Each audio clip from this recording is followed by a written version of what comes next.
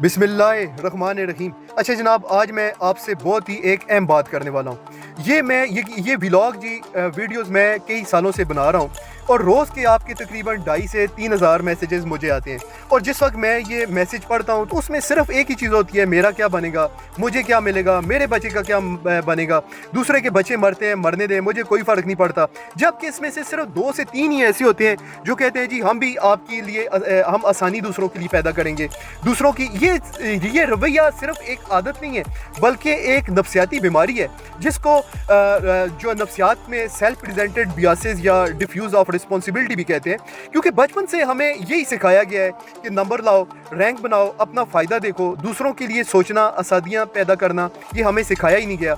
और हमें दूसरों का काम आना ये सिर्फ हम वक्त का ज़्यादा समझते हैं, हमें बगैर मतलब कि हम किसी के काम आ ही नहीं सकते। यही वजह है कि आज हमारा माशरा एक जंगल बन चुका है। जिस वक्त कोई अच्छा काम करता है हम उसको हसद की निगाह से देखते हैं, हम उसको नीचे दिखाने के लिए उसकी मुस्बत सोच को पूरी कोशिश करते हैं किस तरीके से इसको कुचला जाए। जितने मैं आपके पैगाम जिस वक्त पढ़ रहा होता हूँ, यकीन करें कि ये मैं सिर्फ आपके पैगाम ही नहीं पढ़ रहा होता बल्कि आपकी नफ्सियात को भी मैं समझ रहा होता हूँ, उसको समझने की कोशिश करता हूँ।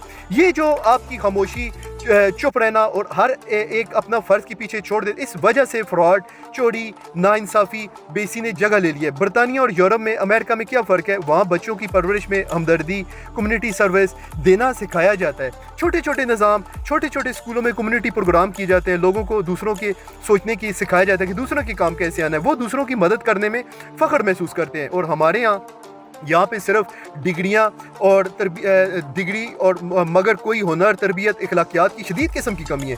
और यही वजह है कि आज जो है ये प्लेटफॉर्म मैंने यूरोप में क्यों बनाया था, इसलिए बनाया था, ये भीख मांगने के लिए नहीं बनाया था बल्कि हम लोग खुददारी और इज़्ज़त के साथ एक दूसरे की मदद कर सकें, किसी के लिए रोज़गार पैदा कर सकें, किसी के लिए आसानी पैदा कर सकें। और इसमें मैंने सबको दावत दी थी और सबको दावत दे रहा हूँ कि जनाब आप आएँ, अपने हुनर, इल्म और वसाइल को दूसरों के लिए इस्तेमाल सकें।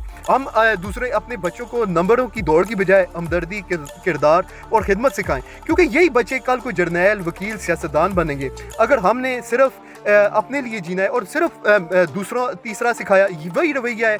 याद रखें, ये आज जितने पाकिस्तान के हालात ख़राब हुए हैं, ये ज़लज़ले आ रहे हैं, क्यों आ रहे हैं? क्योंकि ये अल्लाह की हम लोगों पे नाराज़गी है। हम लोग दूसरों की मदद करना भूल ही चुके हैं। हम लोग सिर्फ यही चाहते हैं कि बस जी ये हमारी आदत अब बन चुकी है कि दूसरों के लिए जो है बिल्कुल नहीं, जो भी काम करना है हमने सिर्फ अपनी ज़ात के लिए करना है। हमें छोटे छोटे कदम उठाने चाहिए, छोटी छोटी आसानियाँ पैदा करनी चाहिए।